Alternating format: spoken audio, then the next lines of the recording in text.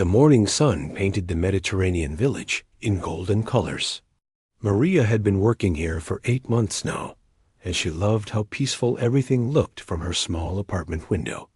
The fishing boats were already heading out to sea, and she could smell fresh bread from the bakery down the street. Maria was 34 years old and came from a small town in Spain. She worked for a charity organization that helped people who had to leave their homes because of war and difficult situations. This village had become her second home. She knew almost everyone here, the shopkeepers, the children who played in the streets, and especially the families she helped every day. Today was going to be special.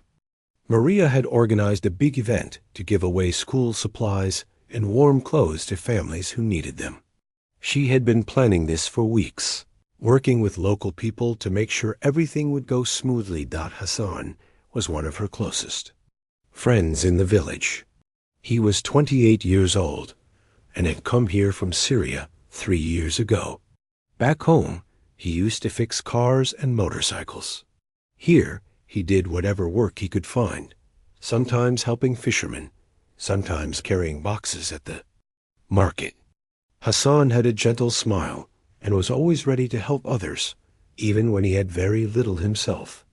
Then there was Amira, an elderly woman who everyone called grandmother, even if they weren't related to her.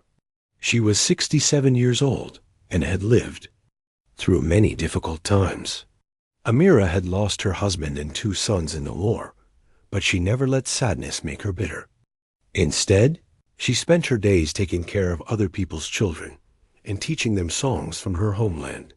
The distribution event was set up in the old community center, a 3-story building that had seen better days. The walls had cracks, and sometimes the lights didn't work properly, but it was the biggest space they had. Maria arrived early that morning with boxes of supplies, donated by people from all over Europe. Hassan came to help her set up tables and organize everything. "You know, Maria," he said while arranging school notebooks, "when I first came here, I never thought I would have friends like you. You make us feel like we belong somewhere again." Maria smiled at him. "We're all just people trying to help each other, Hassan. That's what makes us human." By 9 in the morning, families started arriving. Children ran around excitedly, their eyes wide when they saw all the colorful school bags and warm jackets. Mothers chatted with each other, while fathers discussed job opportunities.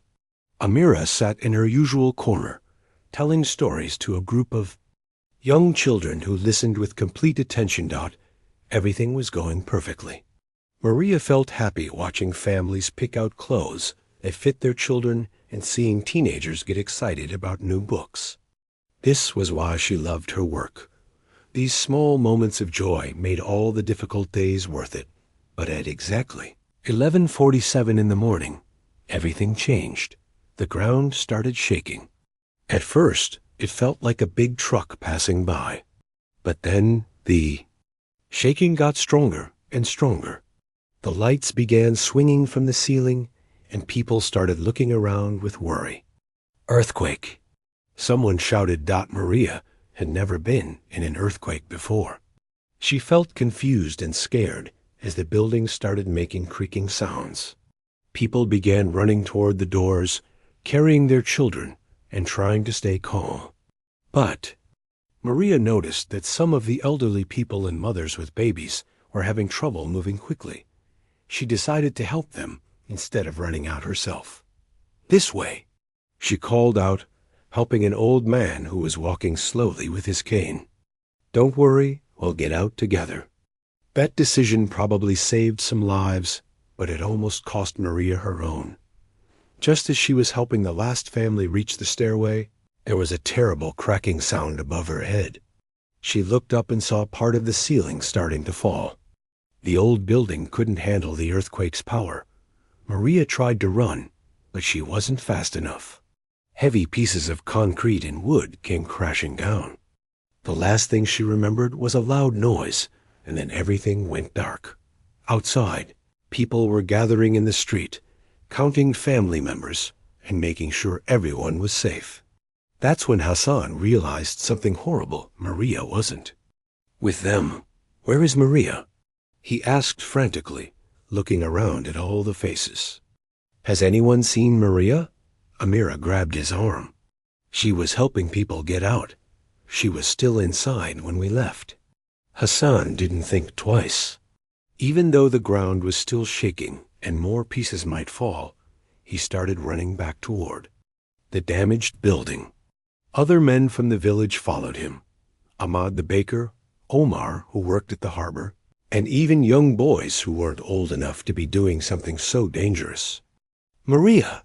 Hassan shouted as loud as he could. Maria, can you hear us? They could hear a faint sound coming from under a pile of broken concrete and wooden beams. It was very quiet, but it sounded like someone trying to call for help. She's alive, Hassan said, his voice full of hope and fear at the same time. She's under here somewhere? The men started moving the heavy pieces with their bare hands. The work was dangerous because the building was still unstable and more parts could fall at any moment. But nobody talked about giving up. Amir appeared with bottles of water and clean cloth for bandages. You men keep digging, she said firmly. I'll take care of her when you find her. More villagers came to help. People who had been strangers to each other a year ago were now working together like family. They formed a chain, passing broken pieces of building from one person to another to clear the area faster. Hassan's hands were bleeding from moving sharp concrete pieces, but he didn't stop. Maria helped my children learn to read, he said while working. She never asked for anything in return. Now it's our turn to help her. The work was slow and careful. They had to make sure they didn't cause more collapse while trying to reach Maria. Every few minutes, they would stop and listen for sounds, hoping to hear her voice again. After 3 hours of digging, Ahmad found something. I can see her jacket, he called out. She's here. Everyone worked even faster now. They could see Maria's arm, then her shoulder. She wasn't moving, which made everyone very worried. But when Hassan carefully checked, he could feel that she was still breathing. Thank God, Amira whispered, tears running down her face. Thank God she's alive. It took 2 more hours to carefully remove all the debris without hurting Maria more. When they finally pulled her out, she was unconscious and had injuries on her head and leg. But she was breathing, and that was the most important thing. Hassan took off his own jacket and wrapped it around Maria to keep her warm. Amira cleaned the blood from her face with gentle hands, the same way she would take care of her own grandchildren. We need to get her to the medical center, Omar said. The village's small medical clinic was 20 minutes away by car, but most of the roads were blocked by fallen rocks and debris from the earthquake. We'll carry her, Hassan decided. All of us together. So that's what they did. 8 men took turns, carrying Maria on a makeshift stretcher made from a wooden door and some blankets. Amira walked beside them the whole way, holding Maria's hand and speaking to her softly in Arabic. Even though Maria couldn't hear her, the journey to the medical center felt like it took forever. They had to climb over fallen trees and go around damaged buildings. But everyone was determined to get Maria the help she needed. At the medical center, the doctor said Maria had a concussion and a broken leg, but she would recover. She's very lucky, the doctor told them. If you had found her even an hour later, it might have been too late. For the next 4 days, villagers took turns sitting with Maria while she was unconscious. Hassan slept in a chair next to her bed every night. Amira brought homemade soup and fresh flowers from her garden. Even children came to draw pictures and leave them on her bedside table. When Maria finally woke up, the first thing she saw was Hassan's worried face looking down at her. Hassan? She whispered, her voice very weak. What happened? You saved people, he said, smiling through his tears. And then we saved you? That's what families do for each other. Over the next 2 weeks, as Maria got stronger, she heard the full story of her rescue. She learned how Hassan had organized the whole village to dig her out, how Amira had refused to leave the site even when aftershocks were still happening, how people had used their own clothes to make bandages for her injuries. "Why did you risk your lives for me?" Maria asked Hassan one day while he was helping her practice walking with crutches. Hassan looked surprised by the question. "Maria, you left your comfortable life in Spain to come help us. You taught our children. You brought us supplies. You made us feel like human beings again when the world seemed to forget about us. Did you think we would just forget about you when you needed help?" Maria realized something important during those days in the medical center. She had come to this village thinking she was the one helping others. But these people, refugees who had lost everything, elderly people who had lived through wars, working men who had very little money, these people had saved her life without thinking twice about the danger.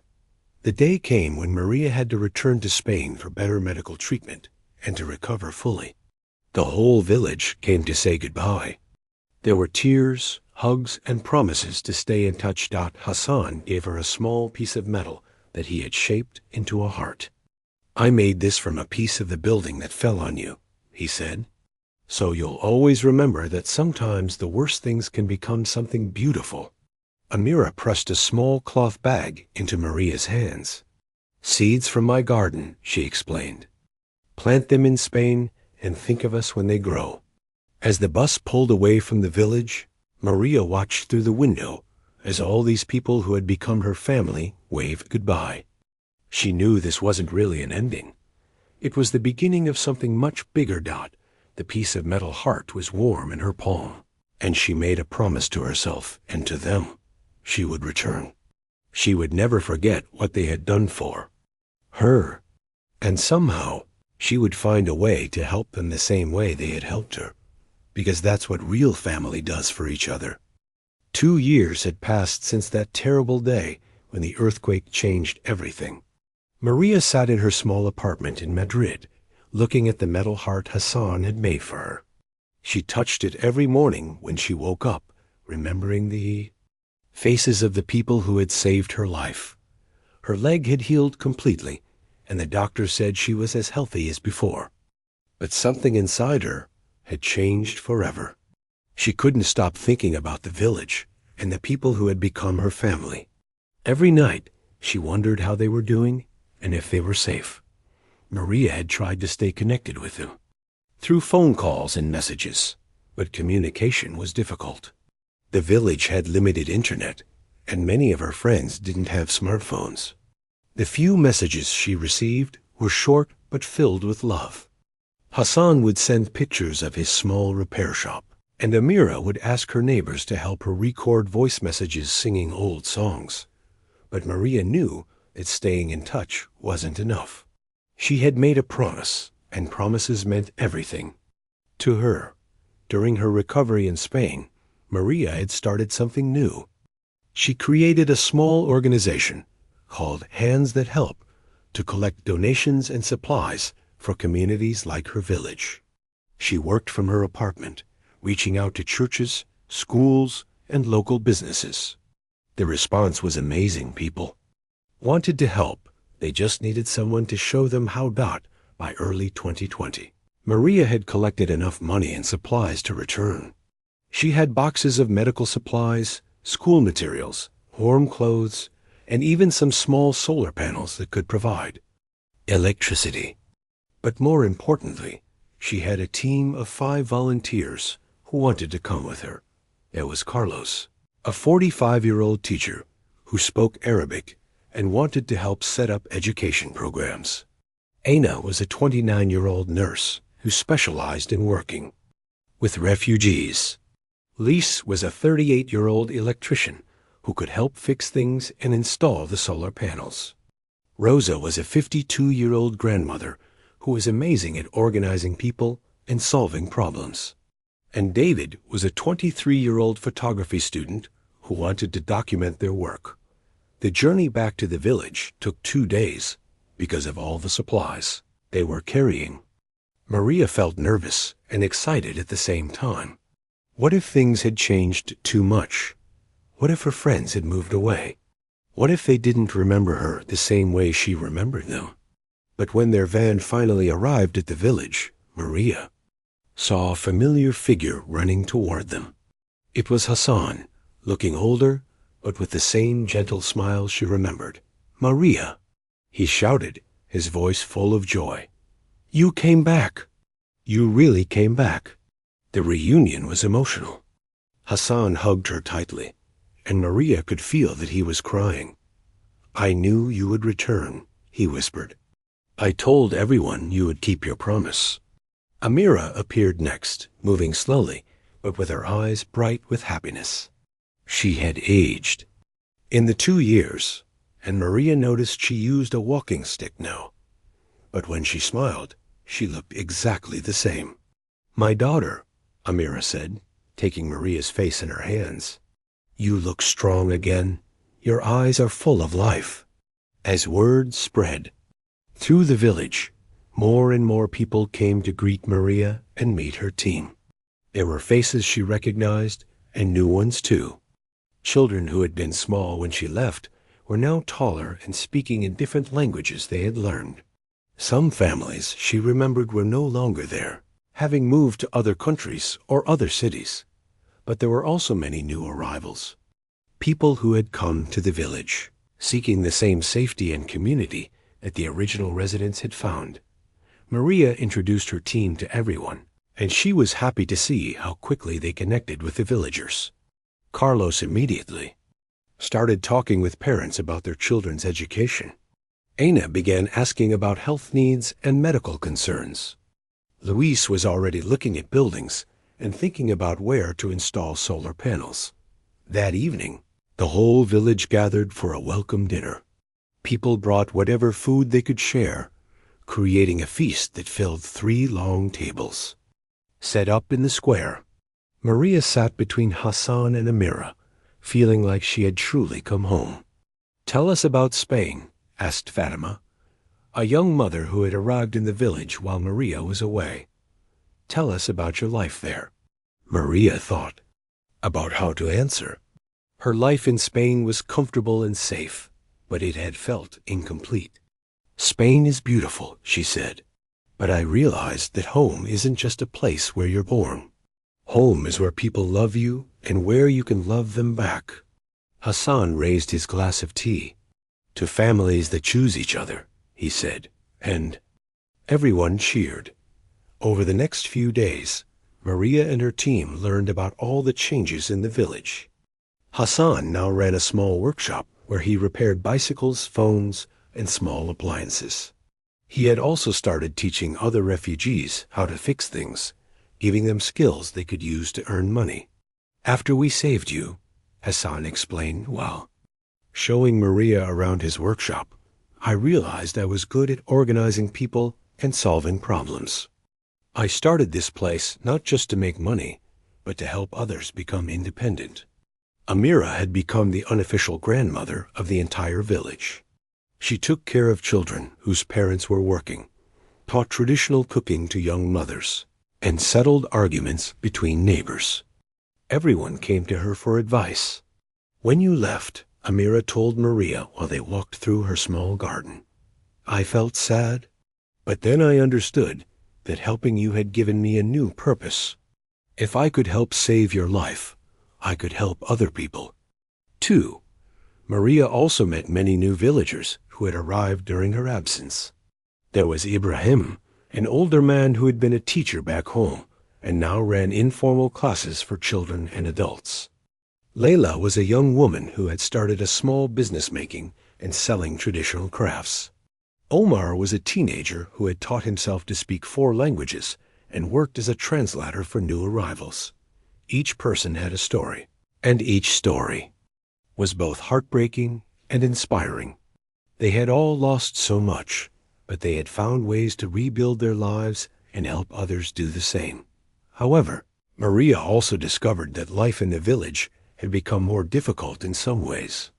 Government support had decreased, and there were new rules that made it harder for people to work legally or access services. Some officials treated the villagers like they were temporary problems rather than permanent community members. "We're not just surviving anymore," Hassan explained to Maria one evening.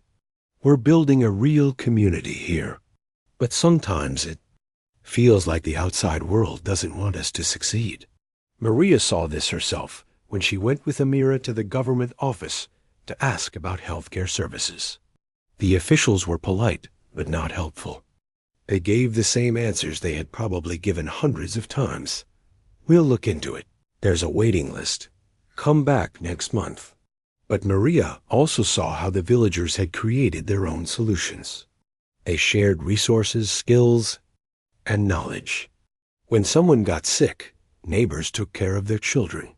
When someone found work, they told others about similar opportunities. When someone learned something new, they taught it to anyone who wanted to learn. "You know what I realized while you were gone?" Hassan said to Maria as they watched children playing in the square. "We don't just need people to give us things. We need people to see us as equals, as contributors, as human beings with something valuable to offer." This gave Maria an idea. Instead of just distributing supplies, what if they could help the villagers show the outside world all the amazing things they were already doing? What if they could document their stories, their skills, their contributions to the community? She discussed this with her team, and everyone was excited. Carlos suggested creating educational programs that could be shared with other communities. Aina wanted to document the health innovations people had developed. Luis thought they could show how the villagers had created sustainable solutions with limited resources. David, the young photographer, was especially interested. "These aren't just stories about people who need help," he said. "These are stories about people who help each other, who create beauty and hope in difficult circumstances." Maria realized this was exactly what she had been looking for without knowing it. She hadn't just returned to give supplies or money. She had returned to learn from these incredible people and to help share their wisdom with the world. The village had saved her life 2 years ago, but now she understood they had saved much more than that. They had shown her what real community looked like, what courage meant, and how ordinary people could do extraordinary things when they supported each other. As she fell asleep that night in the small room Hassan had prepared for her, Maria felt a deep sense of purpose. Tomorrow, she would start the real work, not just helping her friends, but helping the world see them the way she did, as teachers, innovators, leaders, and heroes who happened to be refugees. The metal heart Hassan had given her sat on the small table next to her bed, catching the moonlight. She had returned just as she had promised. But this was only the beginning of something much bigger than any of them had imagined. Outside her window, she could hear Amira singing softly to a baby who couldn't sleep. It was the same lullaby she used to sing to Maria when she was recovering from her injuries, a song about hope, resilience, and the power of love to heal even the deepest wounds. 6 months had passed since Maria returned to the village, and something beautiful was happening. What started as a simple idea to document people's stories had grown into something much bigger than anyone expected. Every evening after dinner, villagers would gather in Hassan's workshop. The space had become their unofficial community center, filled with comfortable chairs, warm tea, and the gentle glow of the solar panels Luis had installed. This was where the magic happened, where people shared their memories, their dreams, and their incredible stories of survival, and hope. Maria sat in her usual spot, a small recording device in her hands, listening as Amira told a story she had never shared before. "When I was a young mother," Amira began, her voice soft but strong, "I thought my job was just to take care of my own children. But the war taught me something different. When bombs were falling on our neighborhood, I found myself taking care. of everyone's children, feeding them, singing to them, keeping them calm while their parents were trying to find safety. She paused and looked around the room at the faces listening to her. That's when I learned that motherhood isn't just about blood, it's about love. When I helped save Maria from that building, I wasn't thinking about where she came from or what language she spoke. I was thinking that this was my daughter, and daughters need their mothers when they're hurt. David, the young photographer, captured these moments with his camera. But he had learned to be invisible, taking pictures when people were so absorbed in their stories that they forgot he was there. The photos showed real emotions, tears, laughter, hands gesturing as someone explained how they built their first shelter, eyes lighting up when someone talked about their dreams for their children. Dag Hassan had become one of the most powerful storytellers. He had a way of making people feel like they were right there with him, experiencing everything he had lived through. People think being a refugee means just running away from something bad, he said during one of their evening sessions. But that's only part of the story. Yes, we ran from war and danger, but what we really did was run toward hope. We carried our skills, our love for our families, our determination to build better lives. When we saved Maria, we weren't just using our hands. We were using everything our parents and grandparents had taught us about never giving up on people. Maria wrote down every word, but she also noticed something else happening.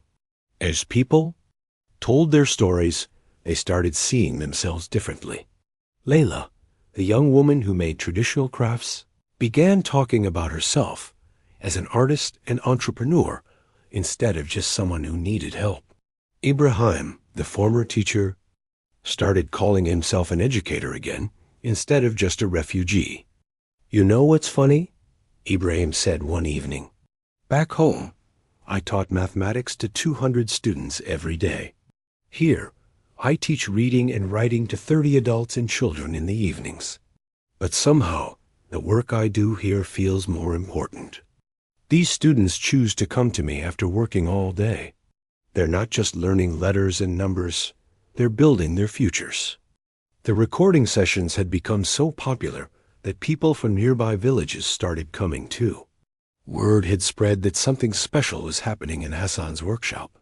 Refugees who had been living isolated in other places came to share their stories and hear that they weren't alone.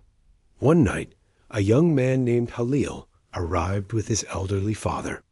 They had been living in a refugee camp for 3 years, and Halil's father hadn't spoken much since they left their home. But something about the warm atmosphere in the workshop made him feel safe enough to talk. I was a baker, the older man sighed quietly. For 40 years, I made bread for my neighborhood. Every morning at 4 a.m., I would start the ovens. People would come to my shop, not just for bread, but to talk about their problems, to share good news, to feel connected to their community. His voice got stronger as he continued. When we had to leave, I thought that part of my life was over. But last week, Halil helped me make bread here in this village. When I gave loaves to our neighbors, I saw the same smiles, the same gratitude. I realized that being a baker isn't about having a fancy shop. It's about feeding people and bringing them together. These stories were changing everyone who heard them, including Maria's team. Carlos had stopped thinking of himself as just a teacher and started seeing himself as a bridge between cultures. Aina had learned traditional healing methods from the village elders and was combining them with modern medicine. Rosa had become like a second grandmother to dozens of children, and they all called her Abuela Rosa. But the most important change was in how the villagers saw their own experiences. They stopped thinking of their journey as something shameful or tragic. Instead, they began to understand it as an incredible story of courage, resilience, and love. We need to show these stories to the world, Maria told her team one morning. People need to hear these voices, see these faces, understand who these amazing people really are. That's when David had a brilliant idea. What if we create a traveling exhibition? Not just photos and recordings, but an interactive experience, where people can really understand what it means to build a community from nothing. The idea excited everyone, but it also seemed impossible. How could they afford to travel to different cities? How would they transport everything? Who would want to see their exhibition? Hassan had the answer. The same way we saved Maria, he said with a smile. One person at a time, one community at a time. We start small and let it grow. They decided to create their first exhibition, right? There in the village. If people wanted to see their stories, they would have to come to them. Maria used her contacts in Spain to spread the word, and slowly, visitors started arriving. The first group was from a university in Barcelona, students studying social work who wanted to learn about refugee experiences. But instead of just lecturing them, the villagers invited them to participate in daily life. The students helped Hassan in his workshop, learned cooking from Amira, attended Ibrahim's classes, and worked alongside Layla, making crafts. This is not what I expected, one student told Maria. I thought I would feel sorry for these people. Instead, I feel inspired by them. They've built something beautiful here. More groups started coming. Church groups, school classes, other aid organizations, and even government officials. Each visit was different, but they all had the same impact. Visitors arrived thinking they would see people who needed help, and they left understanding they had met people who had valuable lessons to teach. The exhibition grew organically. Amira created a cooking area where she taught traditional recipes while sharing stories about family traditions. Hassan set up demonstrations of his repair techniques while explaining how fixing broken things was similar to rebuilding broken lives. Ibrahim held literacy classes that visitors could observe, showing how learning never stops at any age.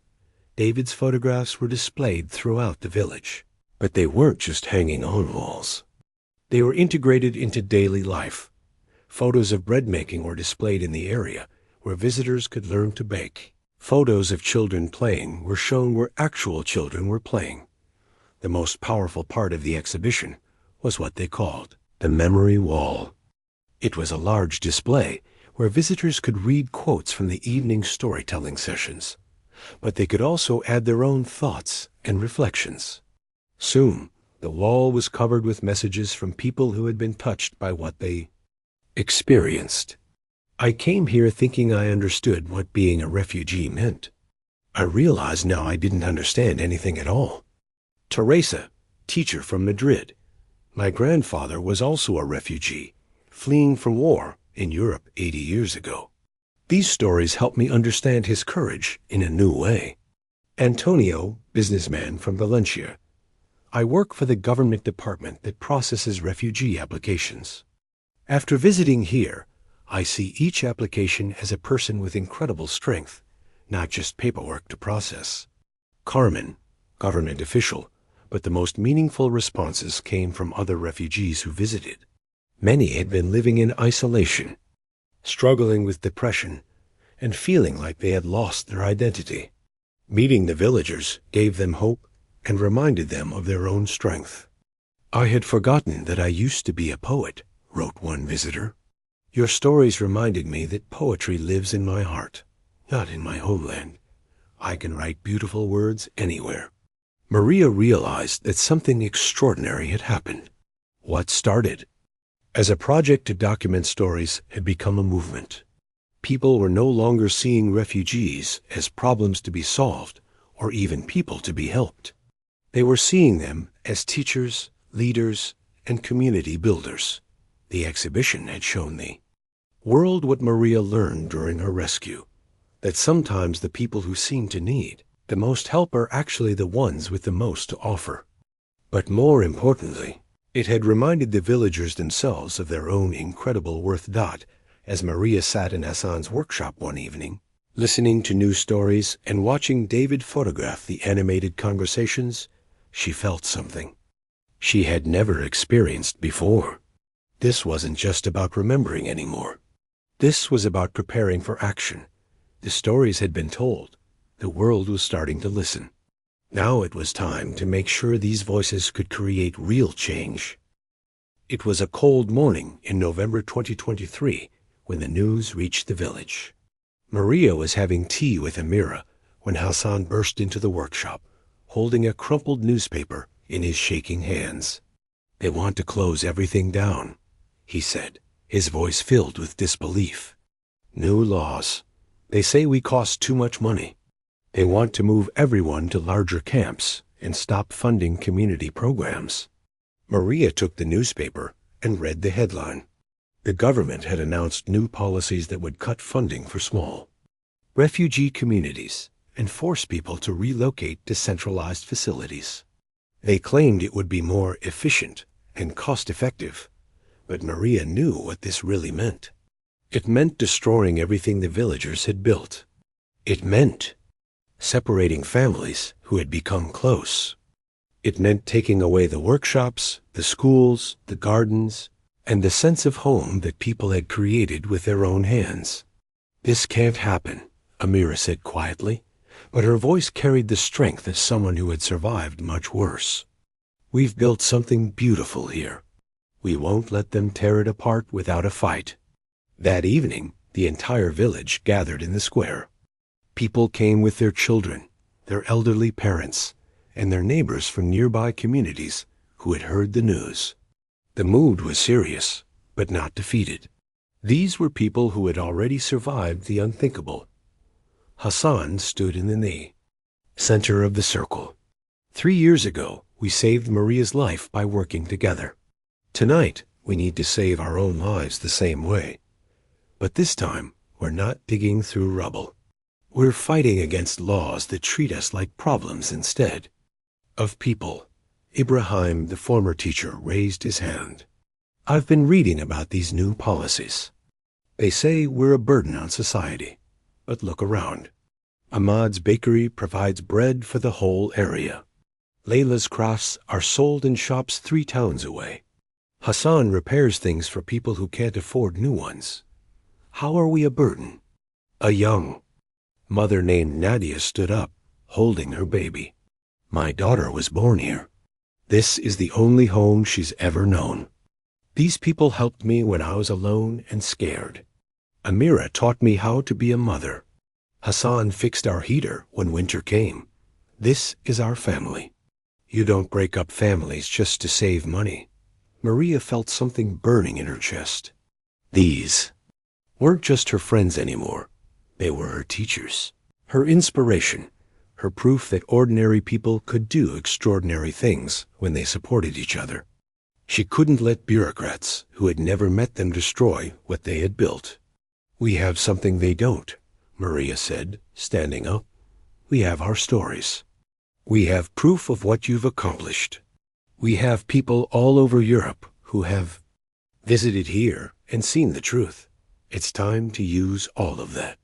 Over the next few days, Maria and her team worked around the clock. They contacted every person who had visited their exhibition, every organization that had supported them, every journalist who had written about their community. The response was immediate and overwhelming. Carlos organized students from 5 universities to join their cause. Aina reached out to medical organizations that had learned about the traditional healing methods used in the village. Rosa contacted church groups and community centers across Spain. David prepared photo exhibitions for rapid deployment in major cities, but the most powerful organizing came from the villagers themselves. Hassan contacted other refugee communities across the region, sharing their methods and encouraging them to speak up. Amira reached out to local Spanish families who had become friends with villagers over the years. Ibrahim organized letter-writing campaigns where people told their own stories in their own words. The plan was simple but bold.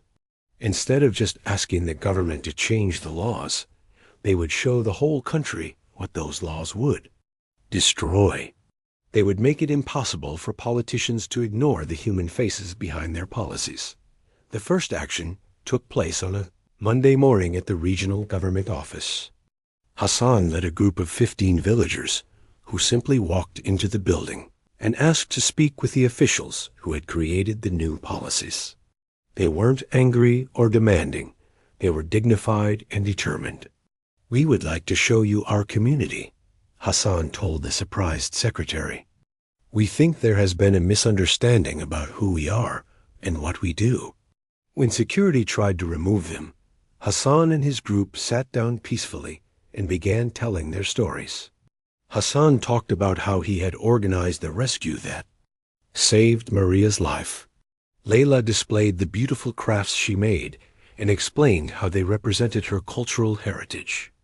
Ibrahim brought books and teaching materials, showing how he educated both children and adults. More importantly, they brought photos from David's exhibition, showing their daily lives, people working, children learning, neighbors helping each other, families celebrating together. These weren't the desperate, helpless images people usually saw in news reports about refugees. These were pictures of community builders, problem solvers, and contributors. The sit-in lasted 8 hours. During that time, dozens of local people came to support them. Visitors who had been to their village brought food and water. Students from Carlos's universities arrived with signs supporting the community. Local shop owners who bought Layla's crafts came to tell officials how the villagers had improved their businesses. But the most powerful moment came when Amira, despite her age and difficulty walking, arrived at the government building with 30 local Spanish grandmothers who had become her friends. They all sat together, knitting and sharing stories while waiting for officials to agree to visit the village. "These are my daughters and granddaughters," Amira told anyone who would listen, gesturing to the refugee families around her. "If you hurt them, you hurt me. And if you hurt a grandmother, you answer to all the other grandmothers." The local news covered the sit-in, and the story spread quickly. Social media filled with photos of the peaceful protest and stories about the village community. People who had never thought much about refugee policies suddenly found themselves caring deeply about this group of families. Within a week, similar actions were happening in other cities. Refugee communities that had been isolated and invisible suddenly found their voices. They organized peaceful gatherings in public squares, sharing food and stories with local residents. They displayed artwork, performed traditional music, and demonstrated skills they had brought from their homelands. Maria coordinated these efforts, but she was amazed to see how quickly the movement grew beyond anything she could control. People across Europe began organizing solidarity events in their own communities. Churches, schools, and community centers invited refugee families to share their experiences. The breakthrough came when 3 government officials finally agreed to visit the village. Maria was nervous about their visit, but Hassan had a different perspective. "Let them come," he said. "Let them see what we've built. Let them meet our children, taste Amira's cooking, watch Ibrahim teach reading to adults who never had the chance to go to school. Let them try to look us in the eyes and tell us we're just numbers on a budget report." The visit was scheduled for a regular Tuesday, and the villagers decided not to change anything special for the officials. They wanted them to see real life, not a performance. The officials arrived expecting to see what they imagined refugee settlements looked like: temporary shelters, people waiting for handouts, problems that needed government solutions. Instead, they found Hassan's bustling workshop where people were learning skills and earning money. They saw Ibrahim's evening school, where adults practiced writing letters to family members in other countries. They watched children playing games that mixed Spanish words with their native languages. But the moment that changed everything happened when one of the officials fell and scraped his knee while walking through the village. Instantly, Aina was there with medical supplies. Amira appeared with pain medicine made from herbs in her garden, and Hassan brought a chair so the man could rest. "Why are you helping me?" the official asked, genuinely confused. "You know I'm here to evaluate your community for possible closure." Amira looked at him with the same expression she had when Maria was trapped under the building. "Because you're hurt," she said simply. "When someone is hurt, you help them. That's what humans do." That evening, the officials joined the community for their regular storytelling session. For the first time, they heard refugees speak not as case studies or policy problems, but as individuals with dreams, skills, and contributions to make. 3 weeks later, the government announced that it was suspending the new policies pending a comprehensive review. More importantly, they committed to consulting with refugee communities before making any future decisions about their lives. The victory was celebrated throughout the village, but Hassan reminded everyone that this was just the beginning. "We didn't just save our community," he told the gathering in the square. "We proved that when people work together, when they tell their truth with courage and dignity, they can change things that seem impossible to change." Maria stood next to her friends, holding the metal heart Hassan had made for her years ago. She thought about how far they had all traveled, not just in distance, but in understanding what was possible when people refused to give up on each. The same hands that had pulled her from the rubble, had now built something even more powerful.